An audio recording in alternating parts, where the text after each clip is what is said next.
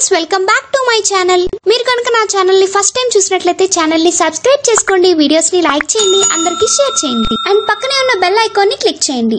ఎందుకంటే నేను ఏ video upload చేసినా మీకు ఫస్ట్ వస్తుంది. సో ఇంకెందుకు లేట్ టాపిక్ లోకి వెళ్ళిపోదాం. ఈ వీడియోలో మనం ఫైల్ అంటే ఏంటి, ఫైల్ యొక్క ఆపరేషన్స్ ఏ ఉన్నాయి అవన్నీ కూడా డిస్కస్ చేద్దాం. ఫైల్ ని ఎలా డిఫైన్ చేయొచ్చు అంటే ఇది ఒక డేటా స్ట్రక్చర్ అని చెప్పొచ్చు. ఏం చేస్తుందంటే సీక్వెన్స్ ఆఫ్ రికార్డ్స్ అన్నిటినీ కూడా స్టోర్ చేస్తుంది. ఈ ఫైల్స్ అన్ని ఎక్కడ స్టోర్ అవుతాయి అంటే ఒక ఫైల్ సిస్టమ్ లో స్టోర్ అవుతాయి. ఈ ఫైల్ సిస్టమ్ ఎక్కడ ఉంటుంది అంటే డిస్క్ లో అయినా ఉండొచ్చు, లేదంటే మెయిన్ మెమరీలో ఉండొచ్చు. ఫైల్స్ అనేవి మనకి సింపుల్ గా ప్లెయిన్ టెక్స్ట్ అయినా ఉంటుంది, లేదంటే ఒక స్పెషల్ ఫార్మాట్ లో కూడా ఉండొచ్చు. ఈ ఫైల్స్ అన్నిటిని ఒక కలెక్షన్ ఉంటుంది కదా, ఆ కలెక్షన్ ని డైరెక్టరీ అంటాం. కలెక్షన్ ఆఫ్ డైరెక్టరీస్ అనేది ఏంటంటే ఒక్కొక్క లెవెల్ దగ్గర ఒక్కొక్కలా ఉంటుంది అనమాట. ఈ డైరెక్టరీస్ అనేవి దీని మొత్తాన్ని మనం ఫైల్ సిస్టమ్ అంటాం. డేటాని మనం ఫైల్లో స్టోర్ చేస్తాం. ఆ ఫైల్స్ అన్నిటిని కలిపి ఎన్ని ఫైల్స్ అయితే ఉంటే ఆ ఫైల్ కలెక్షన్ ని డైరెక్టరీ అంటాం. డైరెక్టరీ కలెక్షన్ ని ఫైల్ సిస్టమ్ అంటాం. డయాగ్రామ్ అదే. ఈ ఫైల్లో యూజ్ చేసే అట్రిబ్యూట్స్ ఉంటాయి. అవేంటి అంటే ఫస్ట్ వన్ నేమ్. ప్రతి ఫైల్ కి కూడా ఒక నేమ్ అనేది ఇస్తాం మనం. ఎందుకు అంటే ఆ ఫైల్ సిస్టమ్ లో దాన్ని రికగ్నైజ్ చేయడానికి అని చెప్పి ఒక నేమ్ ఇస్తాం. ఒక డైరెక్టరీకి రెండు ఫైల్స్ అనేవి ఉండవన్నమాట, అంటే సేమ్ నేమ్ తోని ఉండవు. ఇప్పుడు చూడండి, మనం ఒక డైరెక్టరీ క్రియేట్ చేసాం, లేదంటే ఒక ఫోల్డర్ క్రియేట్ చేసాం. ఒక ఫోల్డర్ లో సేమ్ నేమ్ తో ఇవ్వము, ఎందుకంటే అది అక్కడ చూపిస్తుంది రీప్లేస్ చేసేయాలా లేదంటే కాపీ చేసి ఉంచుకోవాలని. ఒక నేమ్ తోని రెండు ఫైల్స్ ని క్రియేట్ చేయము ఒక డైరెక్టరీలో, క్రియేట్ చేయమన్నమాట ఒక డైరెక్టరీలో. Second one identifier. ఆ నేమ్ తో పాటు లాస్ట్ లో చూడండి, మనం తీసుకున్న ఫైల్ అనేది టెక్స్ట్ ఫార్మాట్ లో ఉందా లేదంటే వీడియో ఫార్మాట్ లో ఉందా ఇలా చూసుకుంటూ ఉంటాం కదా. వీడియో ఫార్మాట్ లో అనుకోండి MP4 అని ఇస్తాం, లేదంటే AVI అని ఇస్తాం, .avi ఇలా ఇస్తాం కదా. PDF అయితే .pdf అండ్ అదే టెక్స్ట్ ఫార్మాట్ లో ఉంటే .txt ఇలా ఇస్తాం కదా. ఆ లాస్ట్ లో డాట్ తర్వాత వస్తుంది కదా, అది identifier. Next one type. File అనేది ఏ టైప్ సంబంధించింది, అది వీడియో ఫైలా, ఆడియో ఫైలా, టెక్స్ట్ ఫైలా, ఎగ్జిక్యూటబుల్ ఫైలా, ఇవన్నీ కూడా చెప్తుంది అనమాట టైప్ అనేది. ఇవన్నీ చెప్తుంది టైప్ అనేది. Next one location. ఒక ఫైల్ సిస్టమ్ ఉంది అంటే దానికి చాలా లొకేషన్స్ ఉంటాయి. ఆ లొకేషన్స్ లో ఏదో ఒక ప్లేస్ లో స్టోర్ అవుతుంది ఫైల్ అనేది. ప్రతి ఫైల్ దాని ఓన్ లొకేషన్ ఉంటుందన్నమాట. ఎలా అంటే దాని అట్రిబ్యూట్ లోని దాని ఓన్ లొకేషన్ సేవ్ చేసుకుంటుంది. మనకి చూడండి, ఒక ఫైల్ ఓపెన్ చేసాం అనుకోండి, అది ఏ ప్లేస్ లో స్టోర్ అయ్యిందో మనకి పైన తెలుస్తుంది. Next one size. ప్రతి ఫైల్ ఒకే సైజ్ ఉంటుందని చెప్పలేము, ఒక్కొక్క సైజు ఒక్కొక్కలా ఉంటుంది. అంటే ఇప్పుడు ఆ ఫైల్ సేవ్ చేయడానికి ఎన్ని నెంబర్ ఆఫ్ బైట్స్ కావాలి అనేది సైజ్ అన్నమాట. అంటే ఆ ఎన్ని నెంబర్ ఆఫ్ బైట్స్ ఉన్నాయో అన్ని నెంబర్ ఆఫ్ బైట్స్ అనేది మెమొరీలో సేవ్ అవ్వడానికి తీసుకుంటుంది. Next one protection. అన్ని ఫైల్స్ ని ఫ్రీగా ఉంచాం కదా, కొన్ని ఫైల్స్ ని సెక్యూర్ చేస్తాం. అంటే కొన్ని ఫైల్స్ లో మనం సెన్సిటివ్ డేటా అనేది ఉంచుకుంటాం కదా, యూజర్స్ కి సంబంధించినవి.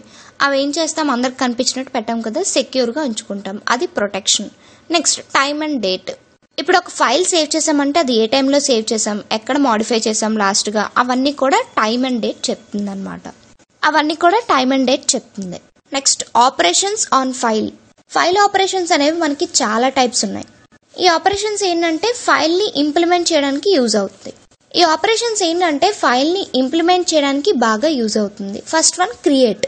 ఏం చేస్తాం, ఫస్ట్ డేటా అంతటిని గ్యాదర్ చేస్తాం. డేటా అంతటిని గ్యాదర్ చేసి ఒక ఫైల్ క్రియేట్ చేస్తాం అనమాట. ఇది చాలా ఇంపార్టెంట్. ఫైల్ అనేది క్రియేట్ అవ్వకుండా ఏ ఆపరేషన్స్ ని పెర్ఫామ్ చేయలేము. ఒక్కొక్క ఫైల్ ని ఒక్కొక్క మెథడ్ లో క్రియేట్ చేస్తాం. ఎగ్జాంపుల్ గా చెప్పాలంటే ఇప్పుడు టెక్స్ట్ ఎడిటర్ లో క్రియేట్ చేసాం అనుకోండి, ఆ ఫైల్ అనేది .txt ఫైల్ అవుతుంది. అదే వర్డ్ ప్రాసెసర్ లో క్రియేట్ చేసాం అనుకోండి, అది వర్డ్ ఫైల్ అవుతుంది, డాక్ ఫైల్ అనమాట.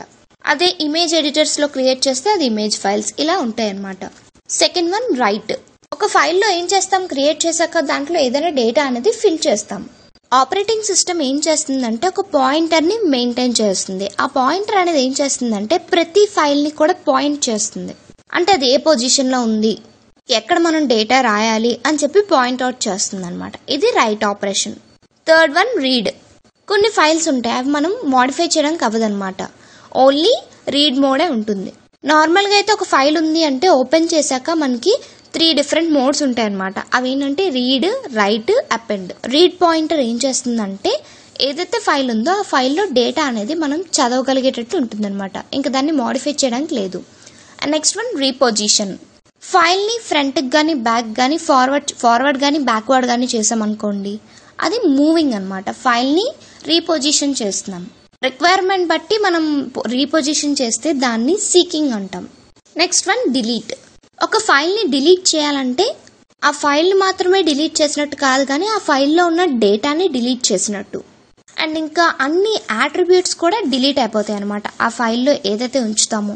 అండ్ ఇంకా ఆ ఫైల్ని ఏ ప్లేస్లో అయితే సేవ్ చేస్తామో ఆ ప్లేస్ కూడా ఫ్రీ అయిపోతుంది ఎప్పుడైతే ఫైల్ డిలీట్ చేస్తామో. Next truncate.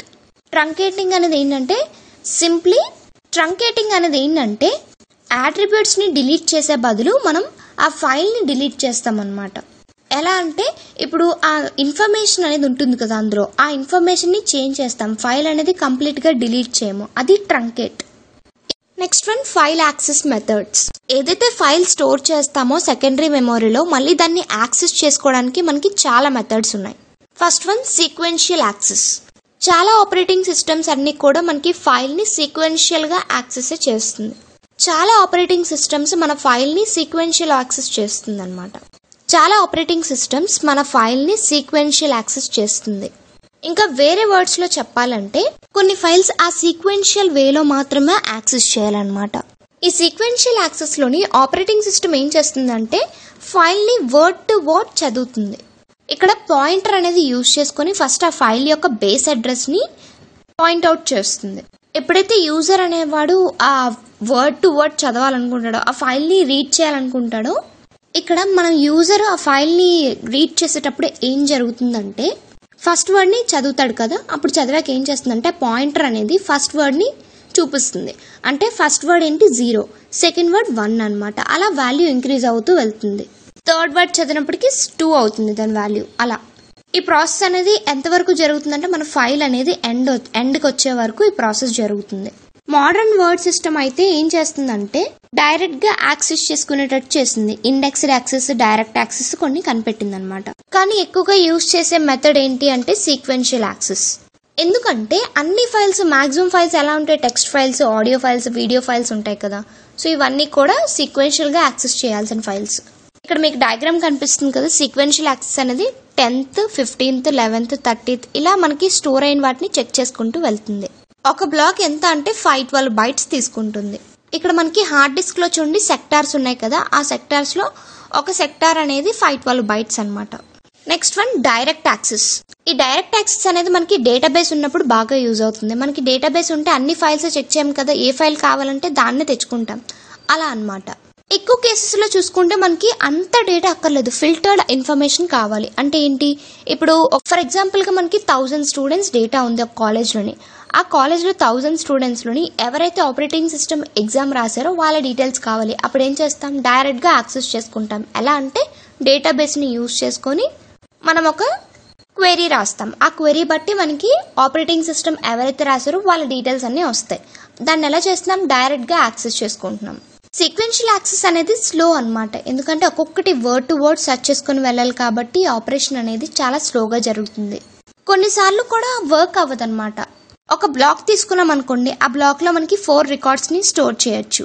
ఫర్ ఎగ్జాంపుల్ ఇప్పుడు ఒక బ్లాక్ ఉందనుకోండి, ఆ బ్లాక్కి 4 రికార్డ్స్ ఉన్నాయి. అలా మనకి 10 బ్లాక్స్ ఉన్నాయి. మనకు కావాల్సింది 10th బ్లాక్లో స్టోర్ చేసాం. అప్పుడు ఏమవుతుంది, ముందు 9 బ్లాక్స్ని చెక్ చేసుకుంటూ రావాల్సి వస్తుంది సీక్వెన్షియల్ యాక్సెస్ యూజ్ చేస్తే. సో అప్పుడు ఆ ప్రాసెస్ అనేది చాలా కష్టం అవుతుంది. అందుకని మనకి డైరెక్ట్ యాక్సెస్ అనేది చాలా యూజ్ఫుల్గా ఉంటుంది. ఎక్కడ కావాలంటే అక్కడ దాన్ని ఈజీగా యాక్సెస్ చేసుకోవచ్చు. ఎలా అంటే మనకి బ్లాక్ నెంబర్ తెలిస్తే దానికి క్వెరీ రాస్తే సరిపోతుంది.